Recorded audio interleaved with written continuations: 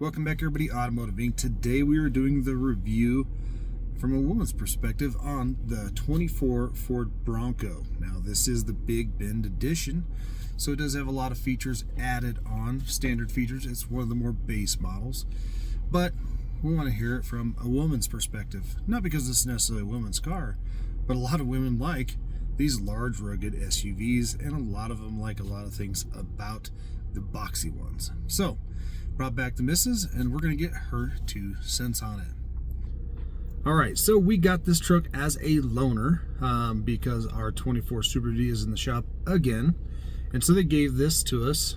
Very kind of them to do so, with 1 mile on it. And it was a very nice thing because it still smells like a new car in here, so it's a good way to get your first good impression. But instead of just being a short test drive, we've actually had it now for how many miles we got on it? 527. Okay, so we've actually packed some miles on it. We went on a road trip and we got it out on the highway for a bunch. And matter of fact, once she took over halfway down the trip, she drove the remainder of the trip everywhere in it. So obviously you like boxy SUVs, yes, vehicles. She did hate my Ford Flex, but she seems to like other boxy vehicles other than that one. What's your impression of the exterior of this vehicle? I love it. It's really rugged. I still kind of personally like the Ford Bronco Sport just because it's a little bit more for a smaller person like me.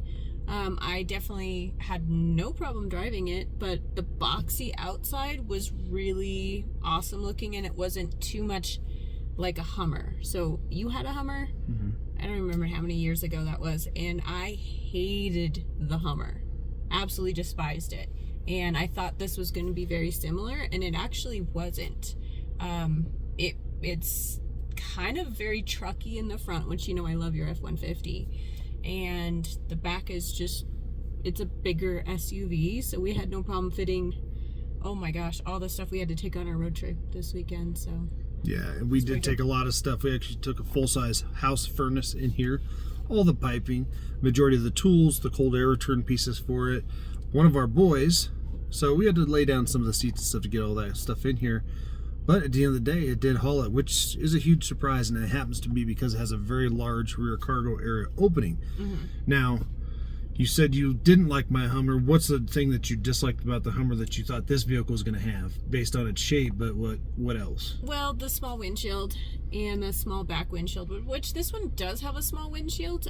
I don't feel as it's as constricting as the Hummer was.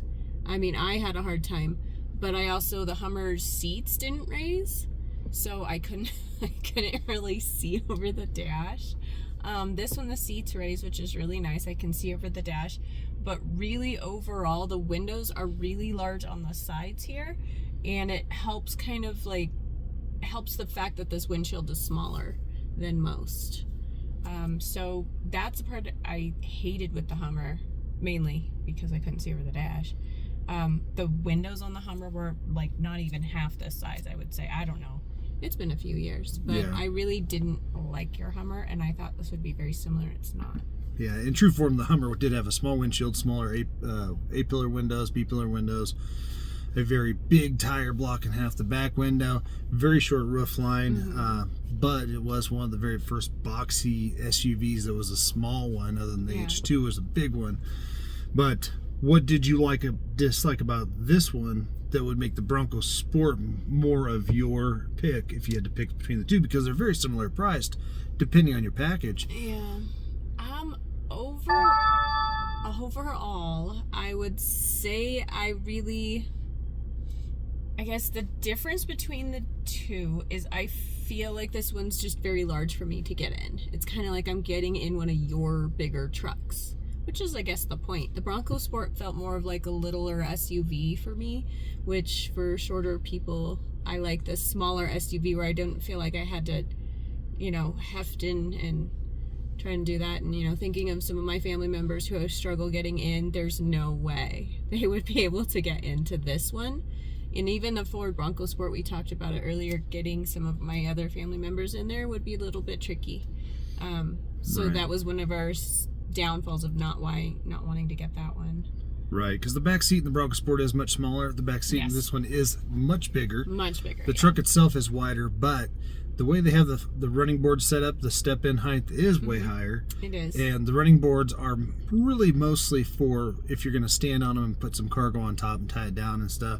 They're very close to the door frame itself, so it's very hard to use those as a step-in. I actually find myself having to step out and around them, and even though it's 6'2", getting in's no problem. Getting out's kind of like a little bit more of something you'd have to train yourself to get used to. Yeah. But all in all, not bad. Like I said, the legroom and stuff. And even though it's not a monstrous size bigger over the Bronco Sport, it is a bigger vehicle. For me, I like that. More legroom up front, more legroom in the rear. Yeah. Way bigger cargo area. So when we're looking at this, guys, this camera, 1,000% better than the Bronco Sport, even in the top trim one. And honestly, you can get a 360 camera in here, not just a 180, which is just the front camera. And this is the standard Sync 4 that you're going to find in F-150 and say the Super Duty. So this beautiful large screen you can get on here, and you can see your park sensors and everything like that. And again, standard flare. This is what you're going to see in an F-150 Super Duty, this setup. So I like it. I'm used to it. And then as we cruise through here, you got a shifter here. You can get a manual, which that wouldn't be something that she would like. No. But now she's going to take it on a spin. Again, she's driven it about 400 of the 527 miles that we've had. Definitely. And she did make note of she likes the textures and fit and finishes, the way the pieces feel in here, which again, this is not like your standard Rogue or whatever. This thing's made to take off the roof. It has a removable roof up here, the 3-piece. It came with a soft top, hard top package. Not that that would be a feature for us. We wouldn't probably take that off, but she did like the way the fit and finishes is, and then she'll tell you her 2 cents on everything when it comes to the interior. So what are your main thoughts on this touchscreen? This, again, I think I've said this before in a couple of videos, but this Ford system is the easiest, most user-friendly thing I've ever seen, ever. I've driven quite a few cars when we were trying to find my car. I truly have always wished this Ford system would just be in every application's easy to use. The stereo, everything is just so super easy and user-friendly and kind of simple. Sometimes I feel like they overdo it and they make really complicated looking things when it doesn't have to be that complicated.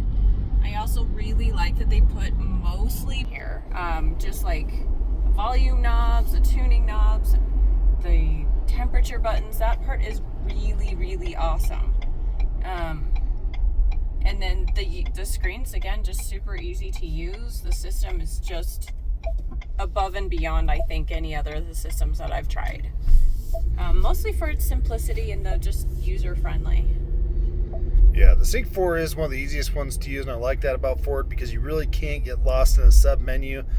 Some of the other systems are very, very complex in how they work and function over what you might think a more simpler one is. And this one, anybody can walk through, configure, set up, and everything.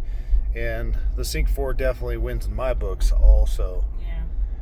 Now, as you come across here, what do you think of these gauges that Ford has down here? Well, so they did something that the Hyundai did. They put the speed gauge on the left. And if you look at it, all the lines are about the same length. So, you know, it's not as easy to tell between 50 and 55 or that type of thing, which is just a small, tiny thing, but it is key. So I generally have gotten used to just the electric one where it's just telling you your miles per hour with a number instead of looking at the speedometer. Again, this one's got a really, I know it sounds weird, but it's got a fat needle, so when you're trying to see if you're going at 37 to 40, there's no way. The skinnier needles would be helpful, but they haven't denoted any difference between like the 55 and the 50. So they're all kind of the same lines. That to me was a total slip up on Ford's end. And they put it on the left side, which is something that most of the, Hyundai and Kia does. what she's talking about, and we've talked about other videos, is if you get in any car with analog gauges, that means needles. For most of your gauges, that's analog. And in the past, typically the tachometer's on the left and the speedometer's on the right. Well, as soon as they went to a digital screen, they flipped that. And I'm not sure why. I mean, they didn't do it in the Super Duty, so I'm confused as to why they did it in this. And she's also talking about there's about a half or 3/4 to 1 inch in between, say 10, 20, but instead they go 0, 20. So that 1 inch is the 5, 10, 50, 20, and it's very hard because the needle's super thick and it's unique. So she's using the digital one in the middle that just says the 36 or 35 or whatever, which I also like because it has the speed limit sign on it, which not gonna lie, this has got a turbo, so I need that speed limit sign. Yeah, powered by the 2.3 4-cylinder EcoBoost and a 10-speed automatic. It does have power, especially in sport mode and, well, pretty much any mode, because when she passed in the Leaf, which is Eco, yes, it just ripped right down the road. It had no problem. Yeah. That was fun. Now this vehicle itself has pretty much the steering wheel that most of the Fords are going to have in, say, the compact segment. What do you think of button layout, ease of usability, and everything like that? Button layout's okay. Again, certain little weird quirks I thought was interesting. They put the volume on one side and then they put the changing channels on the other side, so I often actually have to look down, and I know probably the more I drive it, the more I get used to it. But to me, I guess it's an organizational thing of maybe put all the stereo systems on one side and then all the other, stuff on the other. But maybe it's just how they had to work it. To me, it's just a little odd. Turn it up, change the channel. It is what it is. Pretty nice. I do wish it had adaptive cruise, which I know the higher level trims do, right? Yeah, the higher level trims you can get adaptive cruise. This one does have lane keep assist and warning, but it's not the highest system like I have in my Super Duty, where it actually keeps you in the lane, period.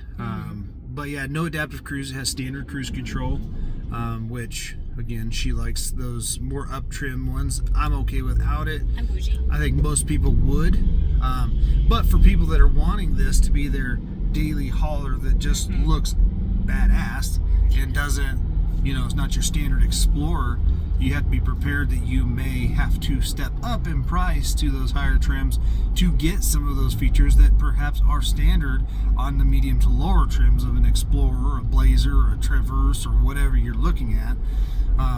So that can make a big difference, because this one's MSRP is right around 52 or something like that. I didn't know it was that much. Yeah, this one right here that we're driving? Yeah, I think so. And it doesn't have all the top of the line? Yeah, I don't think so. But I mean, it's all part of a package. I mean, there's some areas where they wasted money on ordering this one. This one, you have to pay extra for these wheels specifically. The other wheels look just fine. So you could a la carte your Bronco the way you really wanted to. You do want this hardtop, because driving on the highway, this thing isn't very loud. No, the hardtop wasn't bad, actually. I felt the tires were kind of loud, but it for the most part, I mean, and we were going through some they really need to fix I-70, but we were going through some crazy potholes and whatever else they're doing. And honestly, it wasn't as bad as, normal car. Yeah, the actual headliner is basically like a little bit of a carpet, and the rest is just thick plastic for the actual roof. And it was actually very quiet.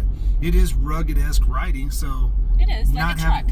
Not having that extra wind noise from the roof is huge, because sometimes when you get in, some of these ones are rugged-esque. You got road noise from the tires. Your cabin's already loud. Then you got your wind noise from your kind of roof you have, and then because the suspension's usually so stiff, it makes it loud too, because everything's bouncing around.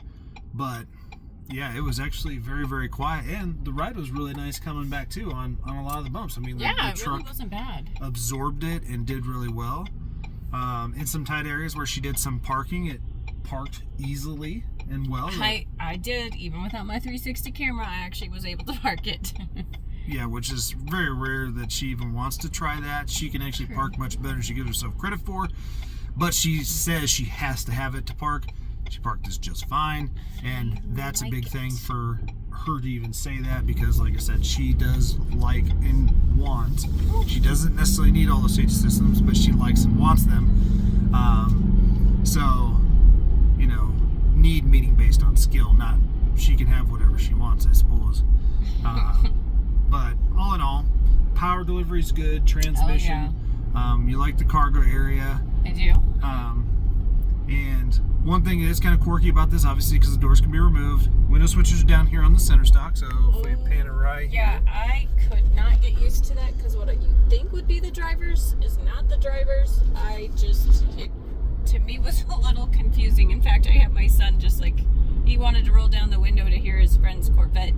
And I was like, okay. So when I rolled down the back windows, because it wasn't intuitive to where they put them.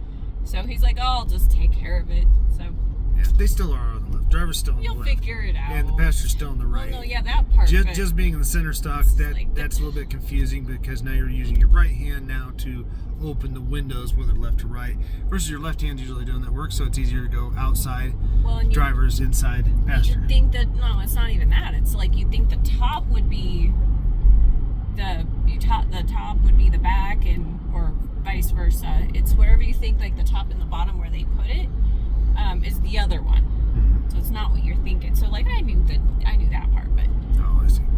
Sure. Yeah. Okay. I did. And overall seat comfort again. Oh, super comfortable. Fords are the best with their comfort. I will definitely say Chevy really struggles with their comfort unless you get into the Equinox. That one is really comfortable. Nissans are super comfortable, but Fords overall really do take that top chart. Yeah, and this is going to be a high wear type material in here, not necessarily leather, because again, it's made so you can douse the whole interior here with water. So she's going to get into it a little bit. And I'm not even in sport mode.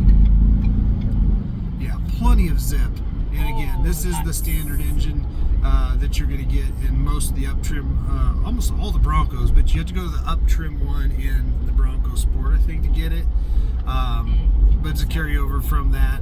This one has 373s, but returned decent fuel economy on the way back. Yeah, I mean for the most part we got, and I'm not saying I wasn't driving with a heavy foot or anything, but we got about 23 miles to the gallon. I mean, and that was stop and go. A lot of those small towns, you have to stop and go from 65 to 30 pretty quickly. Yeah, and we had some remote starting in there, some idling. We did some stuff around town. And so yeah, we had some of that, so I think that's going to pull into it a little bit. People will take that in consideration, that it will pull off if you're using the actual meter itself. Now this one I haven't hand calculated to see how correct it is. In my experience, they're within usually 0.5, so I think it's going to be about the same as 0.5, so half a mile to gallon difference. But we didn't have to refill at all. Our entire road trip, we started with the full tank, and we were able to drive all the way out to eastern Colorado and back and still had a quarter tank left. So I will say that was pretty awesome. Yeah, so fuel economy out of a toaster driving down the road with very little aerodynamics to it. No aerodynamics. A big engine, being new, breaking in, big tires. It's probably a heavy truck. I didn't look at the doors thing to see how much it weighs. But all in all, I mean, it did pretty good for fuel economy. I think you can expect that. That is what the window sticker says. So that's right on par. And then depending on your driving habits and where you drive, I think fuel economy can go up, because I've seen even better than that, just driving at 55 mile an hour under in it and in mixed driving. So I think once you get on the highway, though, you're engaging that turbo more and you have more wind resistance, of course, higher speeds. So yeah, all in all, what are your 100% thoughts on this? Would you buy this vehicle for myself? Yes. Overall, I enjoyed driving it. If it was a rental, which it is, and if it was a rental, I'd be happy with it. Would I want it to be my car? No.